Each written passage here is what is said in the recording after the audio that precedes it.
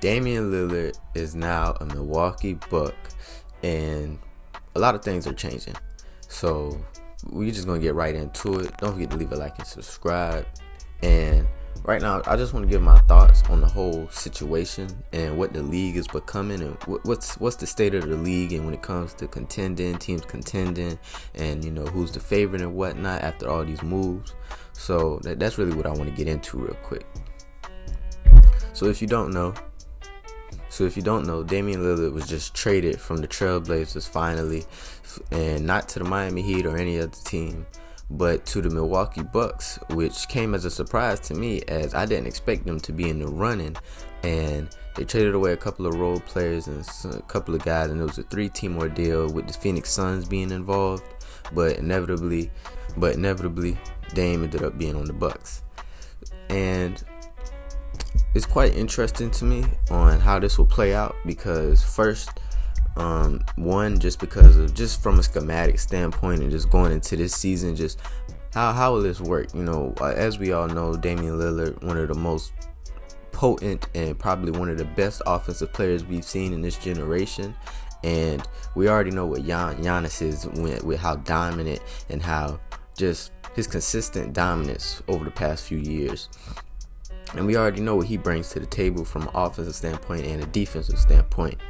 But, some people are saying that they're already the favorites and that this is going to be unstoppable. And I'm not going to argue with you. I'm not going to argue with you on that. But I will propose that just hold off a little bit on the claims of just them being as dominant as they are. And I'm not saying that questioning their talent, but we all have seen that you can't just pile up stars together. It has to fit, one. And two, just how will their depths play a role in this factor, because I do feel like they've lost a lot of depth in this trade and in this whole ordeal. Now, they still have a few guys on the roster who have some potential, and that with a couple more run and a few more minutes and, just extended playing time and an extended role, that they might be able to become what's needed out of them, which are solid and good role players for what the Bucks need. But I will also add that they also have fired Mike Budenholzer right after their loss to the Miami Heat, and they are going to have a new coach. So I do feel like that plays a big part in it. When you transitioning from coaches, you have a star player that's probably going to have to work with the new coach so they can figure out what Dame and Giannis likes as a duo and how they can work together, but also how to keep other guys involved, how not to just be so Dame Giannis centric, how to also use your depth as a solid role, and also just move the ball around and have a consistent offense and get these guys chemistry working together. So I will say hold off on all the hype around them, just saying that they're automatically going to be the favorites and that they're automatically just going to be, just the team that's now the team to beat in the Eastern Conference, because I'm not going to say you're wrong for that, but I will say that history has earned the right to have, when we have this moment, to just hold back on it, because although Dame is finally getting some help and Dame is finally being able to compete for a winning type season, we do have to hold on just to see how this all fits and how everything works. And now for the other half of this whole ordeal, this whole Damian Lillard trade, Drew Holiday is now on the Celtics, which I think this is more beneficial to the Celtics in my opinion, because not saying that Drew Holiday is better than Dame in any way, but Drew Holiday is one of the top guys when it comes to just plug and play. Those are guys who can just get traded or go to a team, especially a team that's contending, fit in their role and excel, because Drew Holiday's role is defense and just a all-around good to great point guard. And we know what Dame can do offensively. We know what Drew can do offensively, and we all know he's an all-worldly defender. So I think that's going to really just propel the Celtics.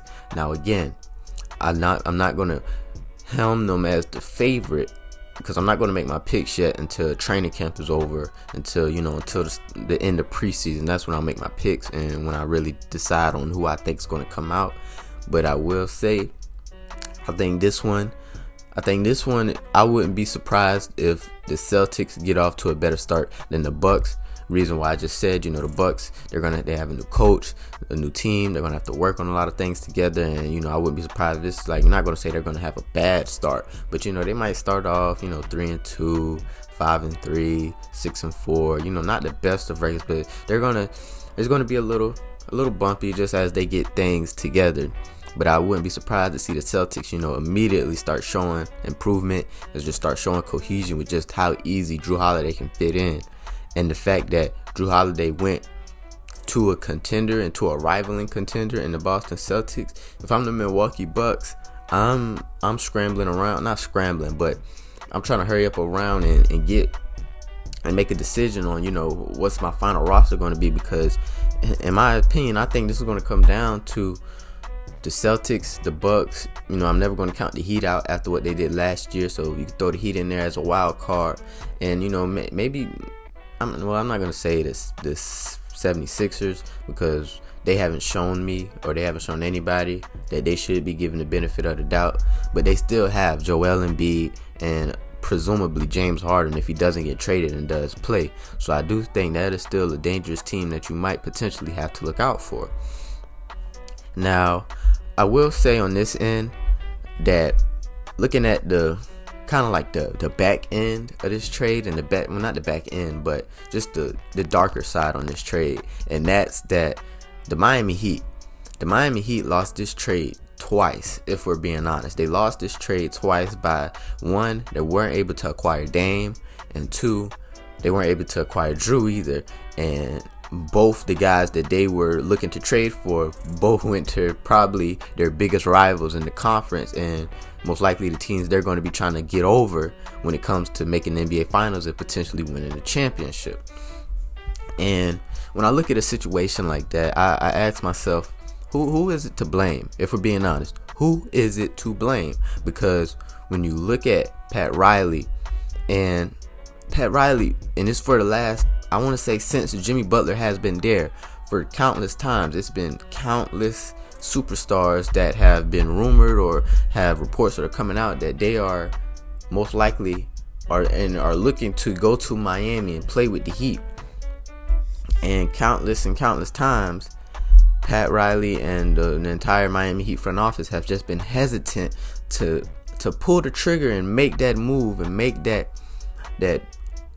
ground move, that ground shaking, that pillar moving move to really move mountains and to really create change and create what's needed. Because we all know that when they turn it on with the Miami Heat and how they play, how hard they play, the culture, the type of stars they can bring out, it's unbelievable. And like we said last year, the performance they put on last year to go to the NBA Finals, it was insane.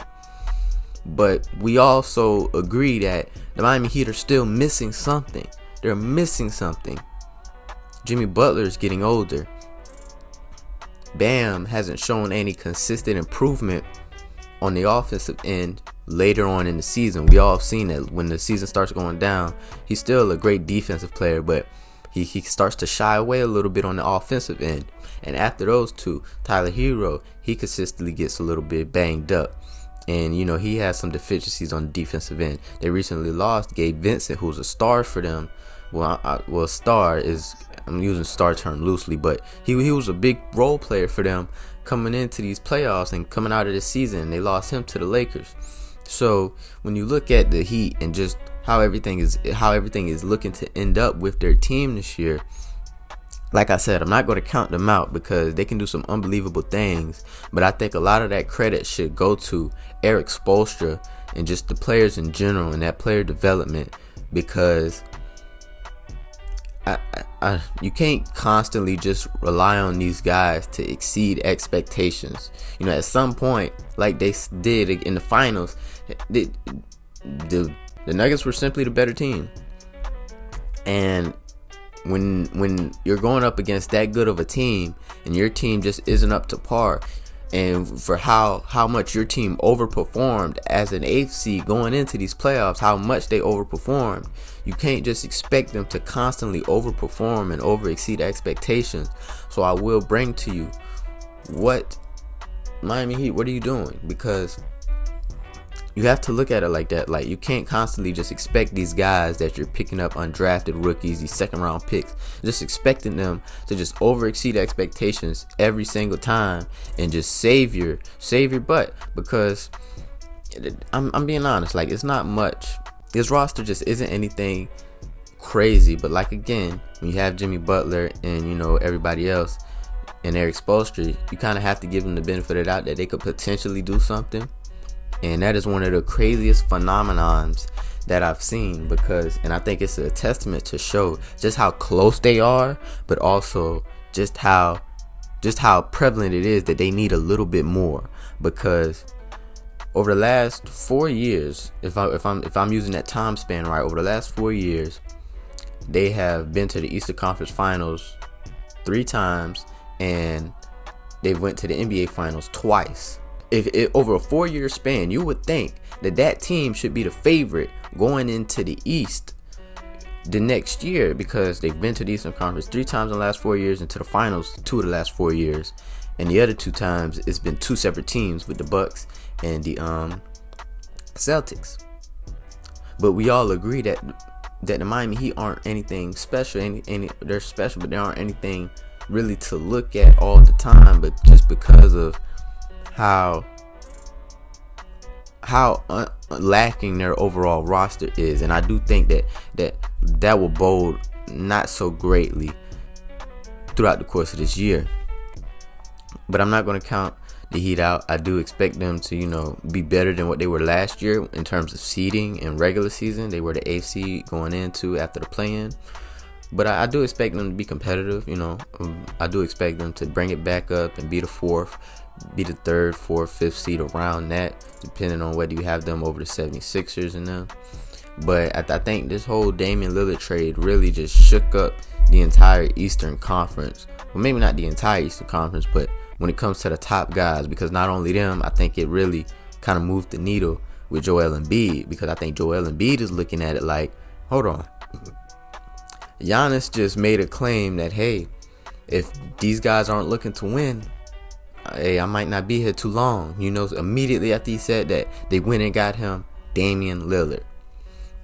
And if you're looking at the Philadelphia 76ers with Joel Embiid's probably looking at it like, hey, he probably feels I'm just as good as Giannis. Whether you think that or not, I'm pretty sure he's the reigning MVP. He feels like he's the best player in the league. He's like, man, when Giannis says that, they fix it right up immediately. Whether it works or not, they going out there and they're moving the needle. They're making moves to try to please him and try to bring out the best in this roster. And here I am stuck with James Harden, who is a great player. I will say that he was a great player, but you know, he's requesting a trade. He's having problems with the front office. I don't know how long he's going to be here. I haven't even been to the Eastern Conference Finals yet. So, like, obviously Joel needs to play better, because a good bit of this is on Joel's hands with just his lack of unhealthiness, which is kind of unlucky, but also just his willingness and tendiness to underperform in the playoffs. So, but that also goes into, you know, just how he might need a little bit more help and just things of that nature. So I do think that it's going to be extremely interesting to see and look at on just the future of just the top 4 to 5 teams on the east side. Because if you look at Milwaukee, Boston, Philly, Miami, New York, and potentially the Cavs, I do think the Cavs, they got a little bit better this offseason, and I wouldn't be surprised if they improve on what they brought out last year. Darius Garland gets another year under his belt, more experience. Evan Mobley gets some more experience. Those guys are going to keep getting better. We all know Donovan Mitchell is a great player. So, I think it's going to be real interesting to see just how everything will play out, mainly on the Eastern Conference side, especially after this Damian Lillard trade and with Jrue Holiday going to the Celtics. Now, that's all we got for this video today. Let me know down below who is your team to pick out East, and who do you think this trade benefits more?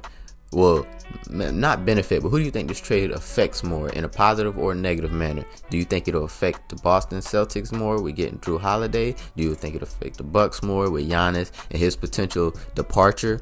Do you expect Philadelphia to be affected by this with Joel Embiid looking at this like, okay, what's going on?